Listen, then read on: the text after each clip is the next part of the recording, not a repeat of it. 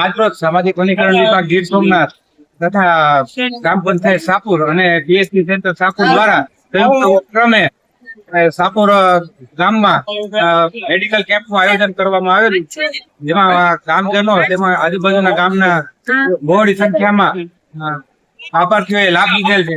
તેમજ blood donation camp પણ અહીંયા આયોજન કરેલ છે, તેમાં પણ ઘણા બ્લડ ડોનેશન કરેલું છે ઘણા લોકોએ. ગામ લોકો તેમજ આજુબાજુના ગામ લોકોએ આમાં ખૂબ સાથ સહકાર અને બહોળી સંખ્યામાં જોડાયેલા.